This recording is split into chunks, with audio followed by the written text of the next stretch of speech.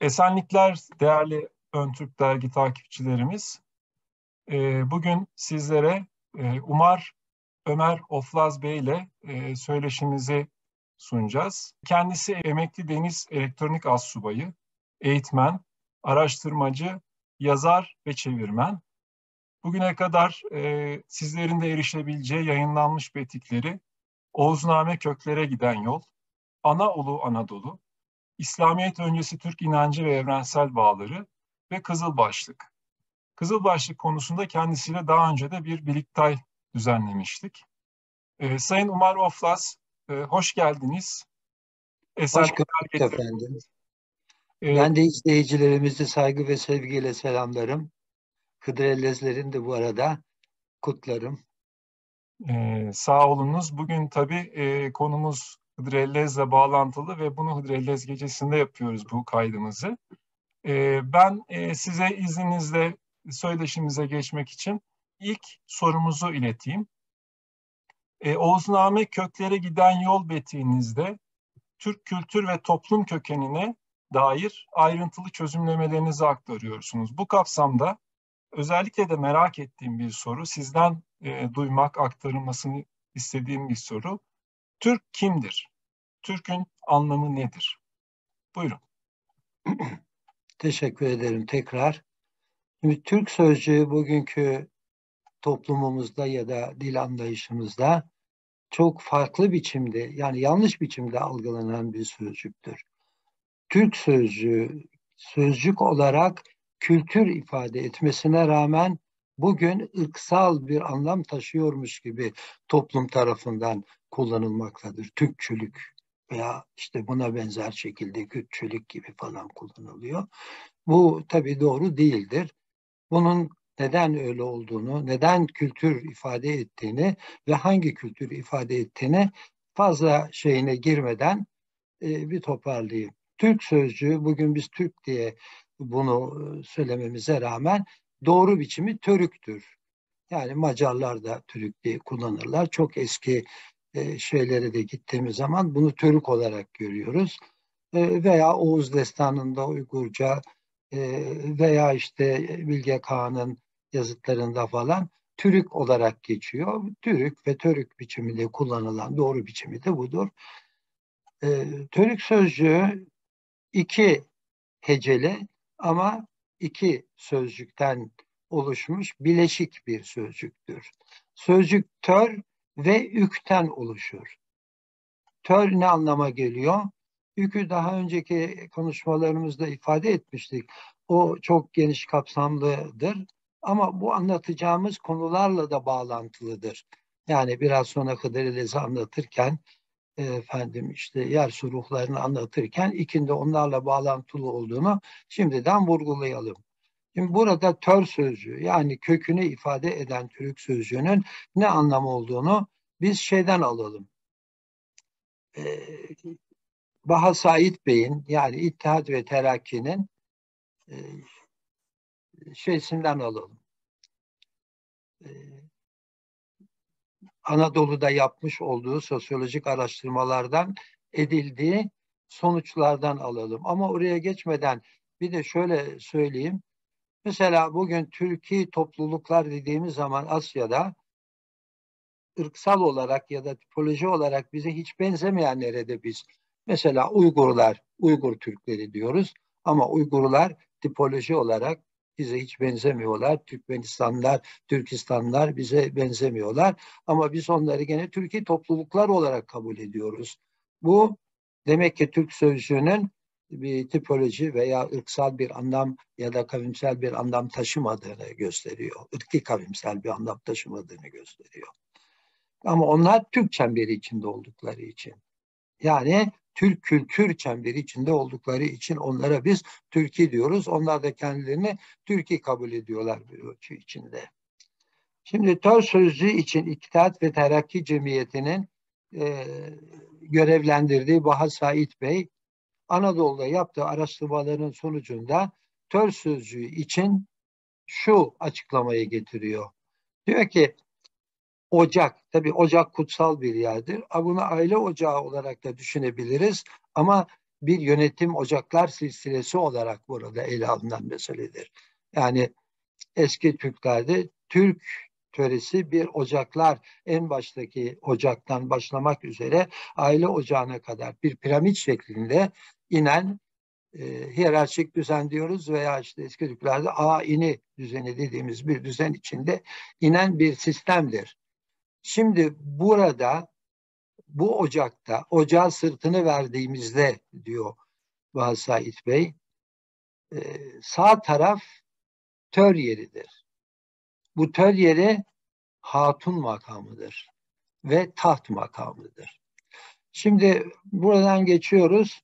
Ebu Gazi Bahadır Han, Türklerin Seceresi isimli yapıtında tör sözcüğü için han otağındaki şeref yeri anlamını ifade ediyor. Yani tör sözcüğü bir şeref yeri ve aynı zamanda bir hatun makamı olarak önümüze çıkmaktadır.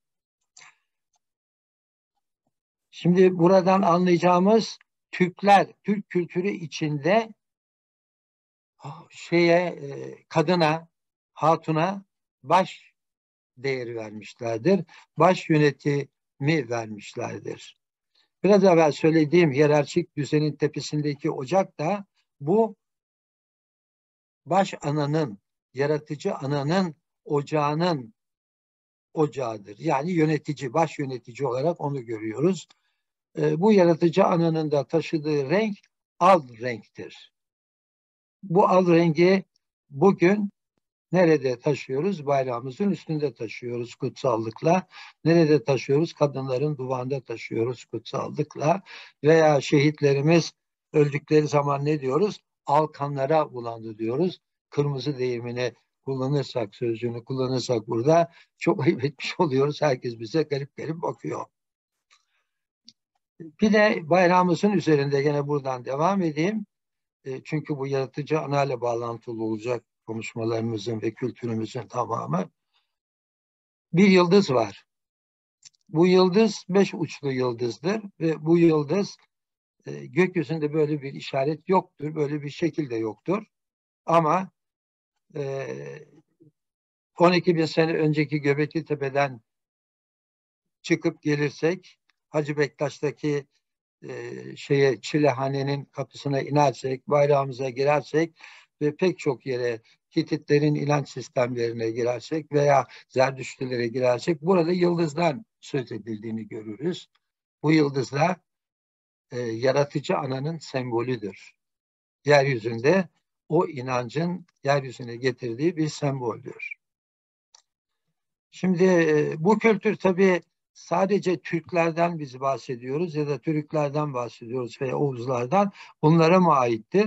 Hayır, biraz evvel söylediğimiz gibi nasıl bu yıldız evrensel bir sembolse, tüm topluluklarda ve tarihin derinliklerinden geliyorsa, bu kültür bizdeki uzantısıdır. Ana kültürün, temel kültürün, insanlığın kök kültürünün bizde yaşatılmış bir biçimidir. Başka bir programlarda hani bu Greek kültürü içinde nasıl gözüküyor, Hitit kültürü içinde nasıl gözüküyor, onlara da girilebilir ama bugünkü konumuz sadece bu yaratıcı ananın yaratılışının yaratılışı uyandırışının kutlamalarıyla bağlantılı olarak geliyoruz. Şimdi bu 6 Mayıs Kıdrellez günü bu anlatı geldiğimiz ana inancıyla bağlantılı bir gün. Bu bunun başka şeyleri de var. Diğer kültürlerde de izlerine rastlayabiliyoruz. Yaratıcı ana kıble ana kibble tüm doğayı hareketlendirdiği, canlılığı uyandırdığı, metafizik gücünün ortaya çıktığı, fizik gücü hareketlendirdiği, fizik dünyayı hareketlendirdiği bir gün olarak kutlanıyor. Bunu yaratıcı ana nasıl yapıyor? Yer su ruhları dediğimiz veya eski deyişle el-ezi dediğimiz yer su ruhlarının şeyiyle yapıyor. Yani bunun bütünü yaratıcı anada toplanıyor ama yaratıcılık tüm tabiatın üzerine yayılmış bir şekilde tüm tabiatı uyandırıyor. Yani burada metafizikle fiziğin buluştuğu bir anı farklı sözcüklerle alıyoruz. Metafizik güçlerin fizik dünyayı hareketlendirdiği, uyandırdığı ve bizim de bunun kutlamasını yaptığımız bir günden söz ediyoruz. 6 Mayıs. Hıdrellez günü. O zaman şöyle diyebiliriz sanıyorum. Kadim kök inançta kadının ve doğanın bir özel önemi, yeri var Türk kök inancında. Doğru mu algıladım? Baş köşeyi, baş yere alıyor. Bunu biraz açabilir misiniz? Evet, Doğanın ve şimdi kadının yeri konusunu. kadının yeri konusu. Şimdi biraz evvel söylediğimiz gibi tör yeri hatun makamı olduğuna göre en üst yerde şeref makamında o oturduğuna göre bu aşağıya doğru indiği zaman diğer ocaklara, aile ocağına kadar burada tabii kadının yerinin farklı olduğunu görüyoruz. Olması doğal olarak bu böyle oluyor. Ha, bu tabii zaman içinde değişmiştir. Ama kökü kadının değeri değişmemiştir. Doğaya baktığımız zaman doğanın kadına verdiği ya da dişiye verdiği değer erkekten çok farklıdır. Nasıl farklıdır? Erkek ikincil derecede doğa için önemlidir. Ama dişi doğurgan olduğu için birincil derece önemlidir. Şöyle açıklama getirebiliriz. Bir canlıyı yeryüzüne getirebilmek için bir dişiye ihtiyaç vardır. Ama yani birebir bir dişiye ihtiyaç vardır. Ama birebir bir erkeğe ihtiyaç yoktur. Onun sadece tohumuna ihtiyaç vardır. O tohumdan da pek çok etrafa saçılıyor. Ama bir canlıyı ancak bir tek canlı birebir yeryüzüne getirebiliyor. Burada tabii bunu 20 bin, 30 bin sene evvel bile gittiğimizde insanlığın ilk Homo sapiens'in ilk varoluş günlerine de gittiğimizde bakıyoruz ki insanların buna çok büyük değer verdiklerine ve bunu inançlarının merkezi yaptıklarını görüyoruz. Yani 25 bin, 30 bin sene belki o arkaik dönemlerde de bakıldığında e, heykellerinin yapıldığını, figürlerinin yapıldığını ve ona bereketin oradan geldiğini anlatan şeyler gösterildiğini görüyoruz. Buradan yola çıkarak Hıdrellez'in kökeni, anlamı, önemi ve kutlanması konusunda bilgi verebilir misiniz? Evet, şimdi eski ve yeni zamanlarda Türk insanının gönlünde ve düşüncelerinde Hızır motifi vardır. Hızır peygamberler üstü kabul edilir. Bütün inançlarda Hızır çok farklıdır. Ama Hızır yarı fiziktir, yarı metafizik bir varlık olarak algılanır. Metafizik, daha doğrusu metafizik güçlerle bağlantısı olan ve bereket için metafizik güçlere hükmedebilen bir varlık olarak algılanır.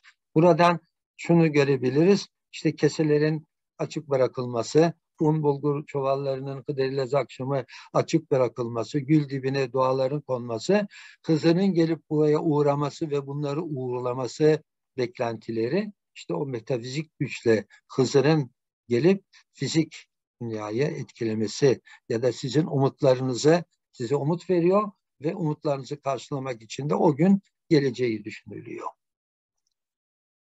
Aslında Türk kültürü içinde bu Hızır motifini Oğuzhan'ın ikinci oğlu Ayhan'ın ardılları bu ocağı yürütmüşlerdir. Anadolu'daki bunun merkezi Amasya'dır. Baba İlyas onun Anadolu'daki ilk temsilcisidir. Ama Asya'daki son temsilcisi de Hoca Yesevi'dir. Şimdi buradaki yes sözcüğü yaş biçiminde tekrar karşımıza çıkacak. Onlar toplum içinde bu Hızır beklentilerini, Hızır inançlarını geliştiren, topluma umut dağıtan, çünkü insan umutla yaşar, umut dağıtan bir şeydir. Yani sürekli bunu canlı tutmaya, bunu beslemeyi amaçlayan bir ocaktı, Amasya'daydı. O 1200'lü yıllarda Gıyasettin Keyhüsrev tarafından ocak tahrip edildi.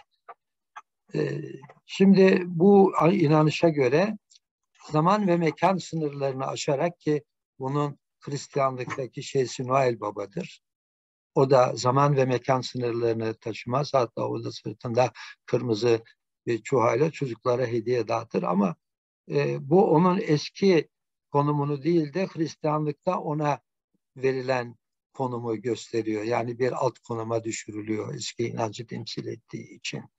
Zaman ve mekan sınırlarını tanımaksızın her yerde, her an olabilir ve darda kalanlara da yardım eder.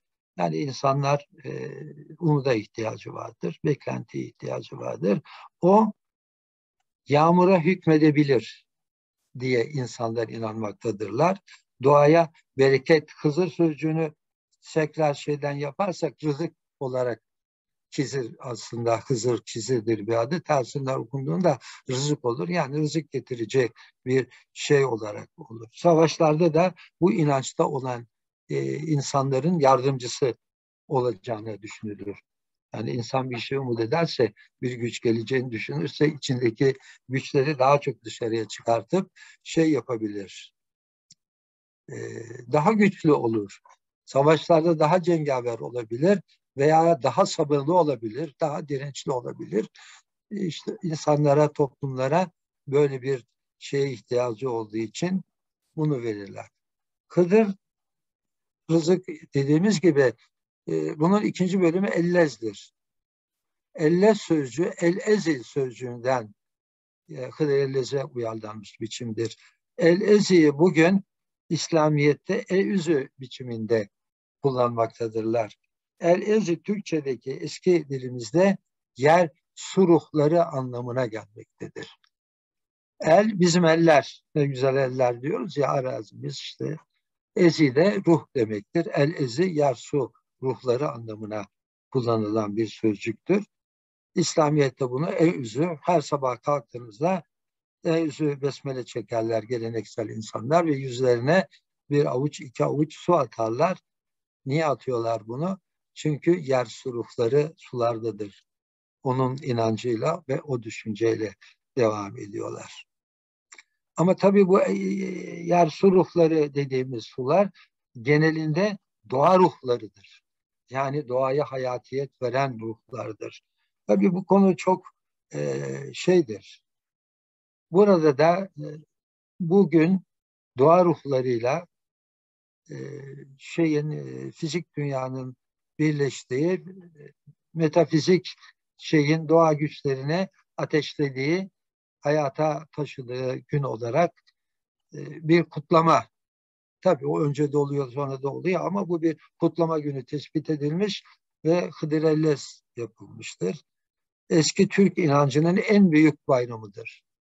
Bu fazla girmeden kısaca söyleyeceğim. Yavuz'un Şeyhülislam'ı Sarıgöres tarafından yasaklanmıştır. İnançsal biçiminde kutlanması, sadece piknik biçiminde kıra çayla çıkıp yiyorlarsa buyursunlar çıksınlar, ama inançsal biçiminde kutlanması zinhar yasaktır. Çünkü biraz evvel de anlattığımız gibi bu bir dişil bayramdır. Bu bir kadın bayramıdır. Biraz sonra daha geleceğimiz gibi. Onlara biraz aykırı geldiği için ta Yavuz Selim zamanında bu yasaklanmıştır. Şimdi bizim bu arada da öyle birkaç yerde ben Ege bölgesinde de rastladım. Hıdrellez'in kutlandığı yerlere Eğrilce denir. Fethiye tarafında da var. Benim kendi köyümde de var. Başka yerlerde de Eğrilce var. Eğrilce sonu Türk sözcüğündeki, biraz sonra geleceğiz dedik ya, ük bölümü vardı. Eğrilce sözcüğü de burada ey diyor ama o sözün gelimine göre ilk erilce, yani ilkin erilce olduğu, olgunlaşmaya başladığı veya uyanmaya başladığı anlamına bir sözcüktür. Eğrilcelerde Hıdrellez kutlanırdı. İlk ve eril, doğanın yaratıcı gücü, esas gücü ilktir. Ana tanrıçayla ifade eden bir güçtür. Buna kutsallığını Yunan kültürü, Batı kültüründe de görüyoruz. İkonalardan, yani iki ait olan kutsal resimler demektir. İkonalardan da bunu görüyoruz. Bizdeki işte ik ve eril sözleriyle e, kullanıyoruz. Yani her zaman bunun sadece bize ait olmadığını, evrensel bir kültür olduğuna, insanların daha kökünden beri geldiğine ve bizde bu biçimde yaşatıldığını hep anlatmaya çalışıyordur. Bu birincil anlamıyla bir bahar bayramıdır. Baharın uyanışı bayramıdır. Bunu diyoruz. Ama bu ikinci anlamıyla, bir diğer anlamıyla da dişil bir bayramdır. Çünkü tabiat ana dişildir. Tabiatın uyanışında çiçeklerin açışları, bunlar da dişildir. Tabiatın doğumunu burada kutlanmasıdır. Onun için bu benim doğduğum topraklarda bugünü sadece kadınlar Eylülce'ye giderek kutlarlardı. Kızlar ve kadınlar. Yani doğuranlar ya da doğurma özelliği olanlar, tabiatın doğurma özelliği olanlarıyla özdeşleşmek için Eğrilce Deresi'ne giderler ve orada gönülleriyle eğlenirler. Erkekler zinhar oraya gitmez. Çünkü kadınlar kendi bayramlarını kutluyorlar. Erkekler ne yaparlar? Erkekler bu zamanda sakin sakin gene kırlara bayırlara çıkıyorlar. Gene kumanyaları alıyorlar. Onlar sohbetler ediyorlar. Gelmişten geçmişten anlatıyorlar. Ama kadınlar çok coşkun bir eğlenceyle yapıyordur. Şimdi kökleri insanlığın köklerine dayanan bu bayramı Hititlerde görüyoruz. Friklerde görüyoruz. Ve Anadolu'da sadece kadınların yaptığını, kutlandığını görüyoruz. Hatta yanlış hatırlamıyorsam bu Hititlerde 26 gün sürüyor bu bayram. Kadın bayramı. Çiğdem bayramı diyorlar buna. Şimdi burada bu mutlaka erkekler olsun, bayanlar olsun, bunu kırklara çıktıkları zaman mutlaka bir çayırlık, çimenlik, ki bu çayır çimen yeni çıkan çayır çimeni biz yaş diyoruz. Bu yaşın olduğu yerlerde bu kutlanır. Bu Eylülce'de küçük bir vadide bizim orada bir pınarın kenarında ve ilk çimin çıktığı yaş adı verilen bu ilk çimin olduğu yerde yapılır. Çünkü insanlar bugünün bir anlamı da bu yaşa basmaktır. Ayağınızla bu yaşa basıyorsunuz. Hatta Anadolu'da hayvan besleyenler bilirler. Kıştan çıkan hayvanları yaşa salmayın. Yani bu yaş çimi yedirmeyin. Çünkü ishal olur diye bir sözcük de vardır. Şimdi eskiden eski Türk kültürü içinde şey yoktu. Bireysel yaş günü yoktu. Ne vardı? İşte Hıdrellez'de yaşa bastığınız zaman bir yaşına basmış oluyordunuz. Yani toplumsal bir yaş günü kutlaması bir anlamıyla da. İşte zaten bugün de yaşa bastım diyorsunuz. Basmak ayakla basılmayı ifade eden bir sözcüktür ama biz onu düşünmüyoruz. Ve kırlara çıkıyoruz, bir yaşa basıyoruz. Ama tabii bireysellik ön plana çıktığı için yapıyoruz. Onu unutuyoruz. Yani daha toplumsal bir olmanın getirdiği bir imece kültüründe olduğu gibi toplumsal Evet. olarak bir birlik söz konusu. Anladım. Evet, evet. Bireysellik olduğu zaman işin içine rekabet giriyor. Sen doğum gününü böyle kutladın ben. Ama orada toplumsal olarak hem de yaşa basarak, yaş çime basarak kutluyorsunuz. Yani biraz evvel söylediğiniz gibi toplumsallık en ön planda eski kültürümüz içinde önemli. Ana kültürü içinde, tüm ana kültürleri içinde, yaşadığı süre içinde toplumsallık ön plandadır. Ne zaman ki Tanrı'yı erkekleştirdiler, o zaman bireysellikler ortaya daha çok çıkmaya, daha çok birikimler, artık değer mi diyorlar bunların birikilmesi, para kazanılması falan, şunlar bunlar ortaya ve rekabetler, egonun azdırılması diyorum ben ona. Egonun sonuna kadar azdırılmasına dayalı bir kültür geliştirildi. Şimdi bugünün bir başka özelliği de Bugün vejeteryan bir gündür. Belki insanlar unuttular ama bugün de şey yapılmaz. Hiçbir hayvan kesilmez. Et türü asla yenmez. Hıdrellez'in ruhuna aykırı bir davranış biçimidir et yemek. Çünkü tabiata, yaratılış gücüne aykırı bir davranışta. Senede bir gün bile olsa bir vejeteryan günü ve doğaya saygı günü olduğu için o gün et yenmez. Hiçbir yaban hayvanına zarar verilmez. Hatta hayvan kesilmediği, yaban hayvanlarının avlanmadığı, zarar verilmediği, yenmediği gibi bu mesela ağaç kesmeyi ifade eden balta bile saplanmaz. Baltayı saplamazlar çünkü o günün ruhuna aykırı olan bir davranıştır. O gün ne olur? Yiyecekleri sebzeler, meyveler, börek, çörek, kurabiye, yoğurtlamalar, hamur işleri, yumurta, peynir, tereyağı gibi gıdalar ve çeşitli tatlılar bugünün menüsünü teşkil eder. Biz de kısmetse böyle bir Hıdrellez gününe burada topladığımız arkadaşlarımızla kırlara çıkacağız. Hem bir yaş göreceğiz hem de böyle bir menü yapacağız. Hem de arkadaşlarımıza Hıdrellez'in eskiden nasıl olduğunu, hangi anlamlarda olduğunu anlatacağız. Şimdi tabii bir umut bayramıdır bu aynı zamanda. Umutların tazelendiği, genç kızların, genç erkeklerin gönüllerindeki umutların, bu işte bereket olur, bu bir evlilik olur, bu herhangi bir şey olur. Bunun e, umutların yanıt verilecektir bugüne diye inanmaktadır insanlar. Bu nedenlerde dağarcıklarını açarlar, un çuvallarını açarlar. Hızır gelir buralarda uğrarsa bunlara bu bereket olur. Bu daha çok insanlara dayanır. Keselerini ve bir gül ağacının dibine koyarlar. Hani o sene bereket gelecek, daha çok para olacak diye. Yani bugün bireylerin ve toplumun gönüllerinin umutla doldurulduğu bir gündür, bir bayram günüdür. Hızlı metafizik olduğu için, zamanı ve mekanı tanımadığı için her an, her yerde olarak herkesin derken tabii burada mutlaka gönlü açık, temiz yürekli ve kendisinden gerçekten inançla bekleyen insanlara dileklerini gerçekleştirmek için geleceğine inanılan bir gündür. Biraz önce de bahsettim, Noel Baba'dan söz ettik. Noel Baba aslında Hızır'ın bu Greek kültürü içindeki bir motifidir.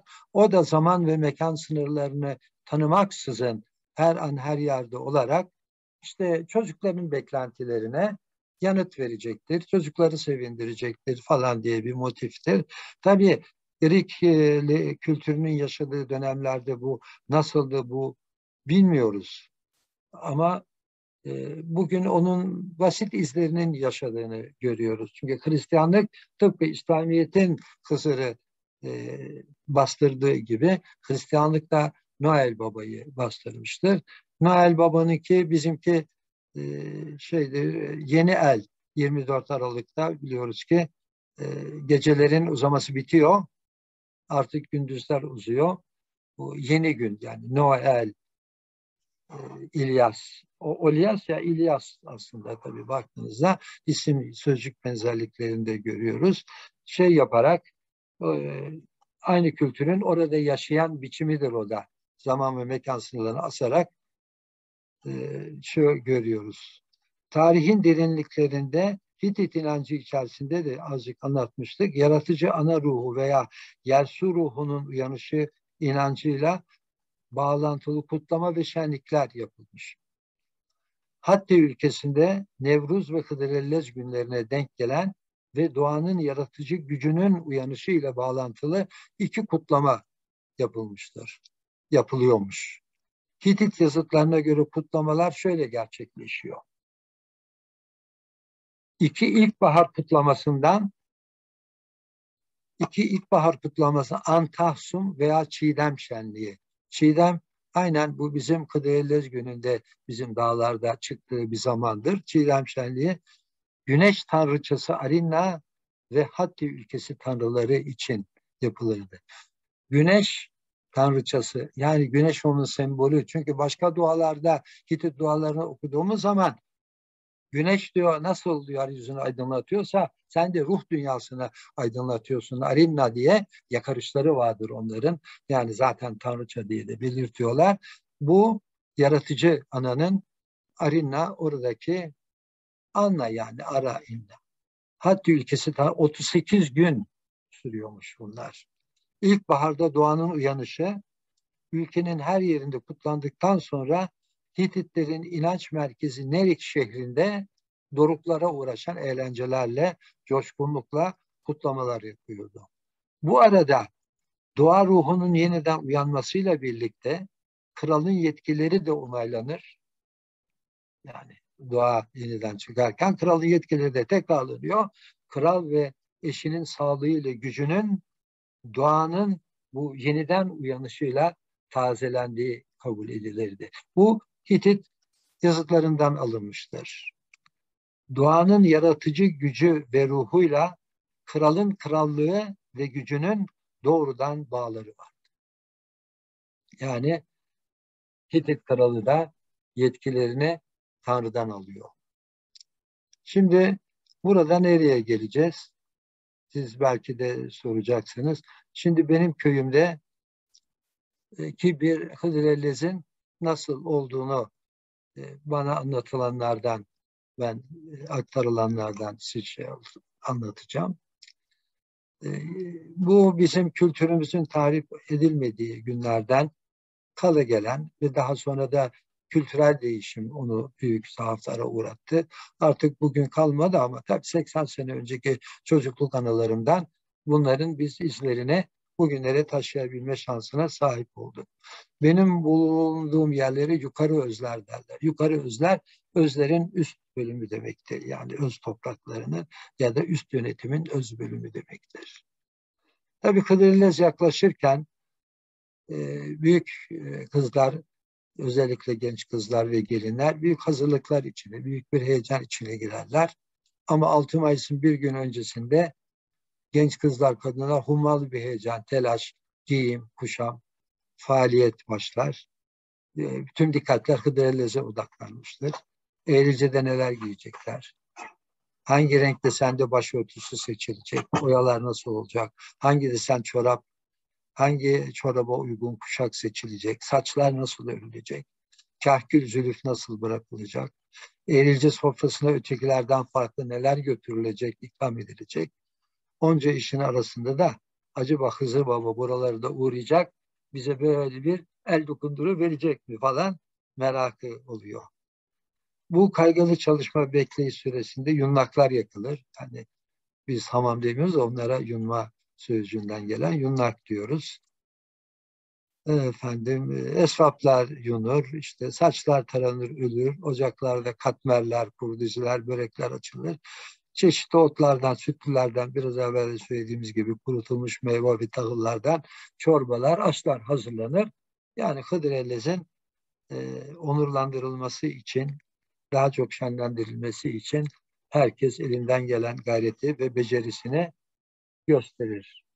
Hıdrellez sabahı şafaktan önce kalkar. Zaten genelde erken kalkarlar. O gün artık biraz daha erkenden kalkarlar. Son hazırlıklar e, şeyden e, biraz daha erken kalkarlar ve bizim köy biraz merkezi köy olduğu için daha evvel sözünü ettiğimiz kültürün merkezi konumundaydı çok uzun yıllar. Zaten ben de bütün bunları orada yaşamış olmadan, o ailenin çocuğu olmadan edindiğim bilgilerle sizlere aktarıyorum. Orası merkezi konumda olduğu için eski geleneklere bağlı olarak yakın köylerin bütün kadınları, kızları toplanıp alay alay türküler ve şarkılarla bizim köye gelip köy meydanında toplanıyorlar. Herkes işte birbirlerine türküler atar. Türkü atma derler. İşte böyle ona türküyle bir şeyler söyler, o ona bir karşılık verir, ona bir karşılık. Ortada bir düğün bayram havası oluşur. Herkes toplandıktan sonra, gelecekler geldikten sonra gene türkülerle, gene şeylerle, eğlencelerle Eğrice Vadisi'ne gidilir. Eğrice Vadisi şeydir, böyle yüksek bir kayadan akan bir su vardır. Küçük bir su, yüksek vadiden böyle derin bir, çok derin olmayan bir vadidir. Baş tarafından böyle 20-30 metre yükseklikten bir su dökülür. Söğütlerle çevrilidir. Etrafında söylediğim gibi çimlik ve yaş çim vardır. Burada e, eğlenceye türkülerle giderler ve herkes kendi yerini alır. Tabii yaşlılar baş köşeleri alırlar. Ondan sonra ötekiler alırlar. Ocaklar yapılır. Kuru odundan şimdi şey olmasın.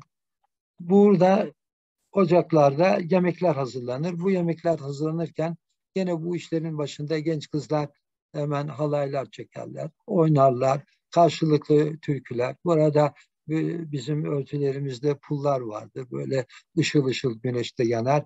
Çok çeşit çeşit renkte boncuklarla süslüdür. Onlar çıngarlar. Yani e, harikulade bir görünümü yaratırlar. Bu dille anlatıldığı zaman biraz kuru oluyor. Fakat seyredildiği ve izlendiği zaman harikulade bir görünüm oluyor. O zaman imkanlar olsaymış da bunları bir çekip bugünlere aktarabilseymişiz. Buraya geldiklerinde işte insanlar önce bir yaşa basarlar. Yani bir yaşa daha basmış oluyorlar. Yaş görmüş oluyorlar. Kaç yaş gördün diye de bir deyim vardır. Burada türküler, halaylarla eğlence şenliğine dalarlar. Yerler, içerler, oynarlar ve biraz evvel de söylediğimiz gibi erkekler üçerli, beşerli, onarlı gruplarla yamaçlara çıkarlar ayrı yerlere, kadınlardan uzak. Oralara azıklarını sererler. Orada onlar da yaş içime basıp bir yaş görerek şey yaparlar, sohbetlere dalarlar ama mutlaka sakin şekilde geçirirler, ağırbaşlı şekilde geçirirler. Ama kadınların, Hitit kadınlarında olduğu gibi çılgınca eğlenmesi adettendir. Doğayla, yaşamla bir arada olma, buluşma Evet, anı. öyle. Özellikle kadın dişil enerjinin buluşması, güçlenmesi Evet, olarak anlıyorum. evet. Tabiatın dişil gücüyle, tabiatın doğum günleriyle kadınların dişil güçlerinin, dişil varlıklarının bütünleşmesi de diyebiliriz. Onun kutlanması diyebiliriz. Yani bu bir kısaca toparlarsak bir baharın uyanışı kutlaması, dişil bir kadın bayramı, bir yaş günü kutlaması, bir vejeteryan günü, aynı zamanda doğaya saygı günü. Yani bir dal kırmamak, bir yaprak kopartmamak, bir çiçek kopartmamak, ağaç kesmemek, bir gün dahi olsa insanların kafasına bakın bu önemlidir. Bu da bizim ruhumuzun bir parçasını taşıyor anlamını vermek. Buradan bu anlamı da çıkartmamız gerekir. Doğa ruhuyla bizim ruhumuz biraz bizimki yüksek bir düzeyde olsa da aynı kökten gelen bir bütünün parçalarıyız doğayla biz. O anlamda eski kültürümüze bakıyordu. Evet, dediğim gibi bu bir aynı zamanda yaş günü kutlaması, vejeteryan günü, doğaya saygı günü ve Türklüğün şaman inanışının en büyük bayramı olarak diyeceğiz. Tabii bu bayram nasıl oldu da böyle oldu? Toparlayacak olursak biraz evvel söylediğimiz gibi Yavuz'un Şeyhülislam'ının şeyinde gördüğümüz gibi, fetvasında gördüğümüz gibi bu doğa ruhu, kadın bayramı bir farklıdır. Dolayısıyla onlara uygun gelmediği için yasaklamışlardır. Güçlü olan haklıdır diye bir söz var. Haklı değilse de haklılığını e, gerektirecek nedenleri bulur. Şöyle midir? Hıdrellez günü çayır çimene çıkıp Hıdrellez kutlaması yapmak caiz midir? Hamza Bey yanıt veriyor. Eğer sadece hava almak, bir şeyler yemek ve doğa içinde dolaşmak içinse yani inançsal bir amacı yoksa çıkılabilir. Hamza Müftü'nün söylemesindeki amaç İslamiyet'in yaratıcı ana inancına karşıt olmasından kaynaklanıyor. Bu son sözümü de bağlayayım. İslamiyet'in şehadet getirme sözcüğünün başında la ilahe sözcüğü vardır. La ilahe ilahe yoktur anlamına bir sözcüktür. Çok teşekkür ederim. Biz teşekkür ederiz. Anlaşılan o ki sözlerinizden Türk Türklük aslında kadim bir yaşam felsefesini, yaşam kültürünü bugünlere getiren en eski, en kadim Ve evrensel. yaşam biçimi, kültür olarak söyleyebiliriz herhalde son söz olarak. Evet, evet, evet, evet, evet. Çok teşekkür Şamanizm ediyorum. çok sağ olun, çok Çok teşekkür teşekkür ederim. ediyoruz. Sağ olun, var olun.